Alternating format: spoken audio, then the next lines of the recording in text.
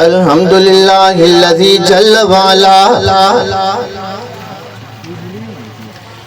व नशहदु अल्ला इलाहा इल्लल्लाह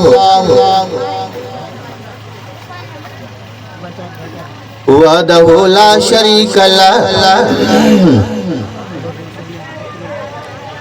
व नशहदु अन्न सय्यदना व मौलाना मुहम्मदन अब्दुहु व रसूलुहु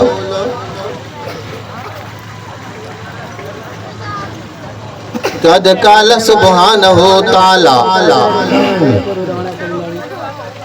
युहिब्बुहुम व युहिब्बूना सदक़ल्लाहुल अज़ीम।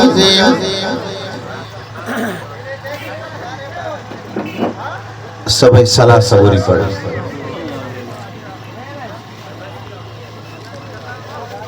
बिस्मिल्लाहि वस्सलातु वस्सलामु अला रसूलिल्लाहि।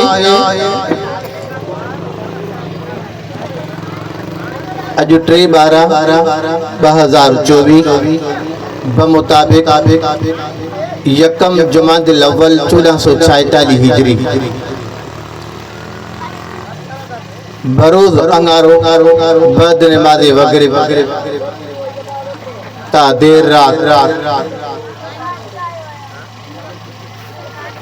जलसे सीरत नबी सल्लल्लाहु अलैहि वसल्लम बसलसले सुन्नत तोहर बेमकाम गोठ हाजी सोराब अली खान खास केली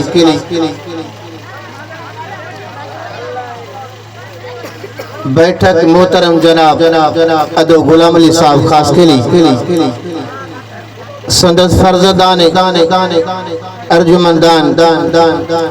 मोहतरम जनाब अदो अनवर अली साहब खास केली आई मोहतरम जनाब हाफिज मुनीर रहमान साहब खास केली आई हिना एरिज आलमी दीन मोहतरम जनाब मौलाना हक नवाज साहब खास केली आई संदन जुमले अजीज वकार रिश्तेदार जंजी सहयोग कोशिश ये महफिल जलसो मुनाकिद हुआ बारगाह इज़्ज़त बदस्ते दुआ है अल्लाह से मुसलमानन के सुन्नत रसूल ते हलन जी शहादत उज़्मा सा रब से मुअत्तर करे। सब जो आमीन।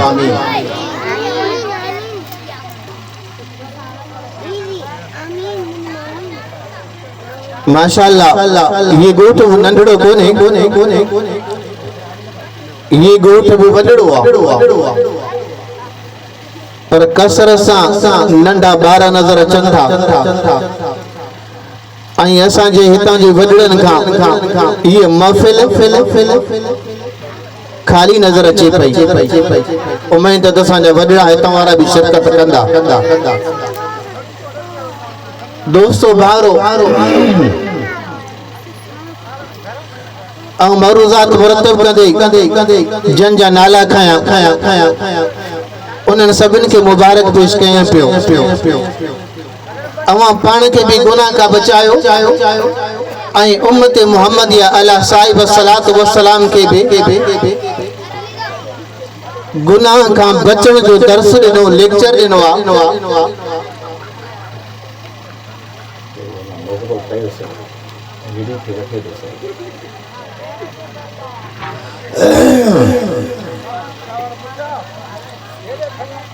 माशाअल्लाह असा जा पाड़ी जा भाई राजी मुनीस इब्राहिम साहब महफिल में पहुतो आ।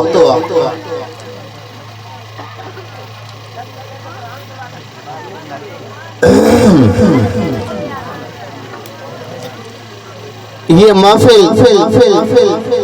मामूली महफिल काने का इन महफिल जो मान अल्लाह वट वडो आ। अल्लाह से के रूए जमीन ते जमीन जे टुकड़न मां प्यारे में प्यारो वो टुकड़ो लगंदो आ जिथे कुरान पढ़े विंदो आ। जिथे बंगलो होजे टाई लगे लजन उहा जगह न जिते बैंक जे पैसो हुजे उहा जगह न जिते अल्लाह जो कुरान पढ़े वेंदो आहे अल्लाह के ज़मीन जे टुकड़नि मां उहा जगह प्यारे में प्यारी लॻंदी आहे अल्लाह से कुरान में फरमाए पियो वइज़ा कुरियल कुरान फस्तमिउ लहु वंसितू लअल्लकुम तुरहमून ईमान वारो जॾहिं मां रब जो कुरान पढ़ियो वञे कानो लाए चुप करे ॿुधणु तव्हांजो कमा तव्हांजे मथां रहमत जो मींहुं वसाइण मां रब काइनात जो कमा अल्लाह तो चए बाद थी वियो मां अल्लाह तव्हां खां राज़ी थींदुसि मां अल्लाह तव्हां ते पंहिंजे रहमत जो मींहुं वसाईंदुसि सलाह सगोरी पढ़ो सल्लल्लाहु अलैहि नबी आराम जे लाइ चाहींदो आहे त मूंखे ज़ीरो बल्ब हुजे रोशनी हुजे पोइ निंड खे आई निंड न कंदो आहे ओ ज़ीरे बल्ब जा शौक़ीन ज़रा तवज्जो जी ज़रूरत आहे क़बर जे अंदरि अंधेरो आहे तो कहिड़ो सोजरो जो इंतज़ाम कयो आहे क़यामत जे ॾींहं में अंधेरो आहे तो कहिड़ो इंतज़ाम कयो आहे माण्हू क़यामत जे ॾींहुं उथंदा अंधेरो हूंदो हो न्यारा माण्हू हूंदा प्यारा भारो ॻोल्हींदा हौज़ कोसर जो पाणो ऊंधाईअ में हौज़ कोसर केॾां लॻंदो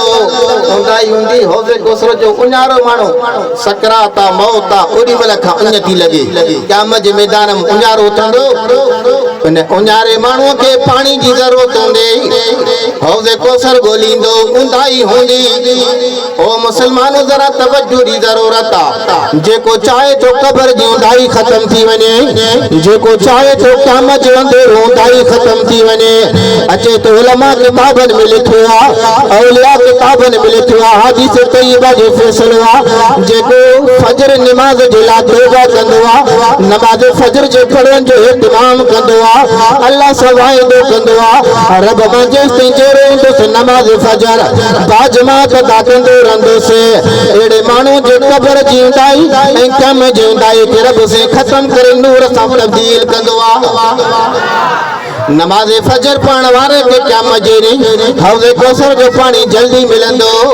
नमाज़ फजर पढ़ण वारे खे क़बर जे अंदरि हौज़ कौसर जो पाणी जल्दी मिलंदो शराबन तौरा जो पाणी नमाज़ी खे जेको नमाज़ फजर जो इत्माम करे थो नमाज़ फजर जो पढ़ण वारे खे रब काइनात न क़बर में उन्हारो बुखारो छॾे थो न क़यामत जे मैदान में उन्हारो बुखारो छॾे थो नमाज़ फजर जो अल्लाह अजुर ऐं बदिलो आहे अॼु मुस्लमान नमाज़ फजर खे तकड़ो करे पियो पंहिंजे क़बर में ऊंधाई मारे पियो अॼु मुस्लमान पंहिंजे क़यामत जी ऊंधाई करे पियो नमाज़ फजर न पढ़ी करे नमाज़ फजर सुतो पियो आहे निंड पियो आहे गोगराट पियो थो हणे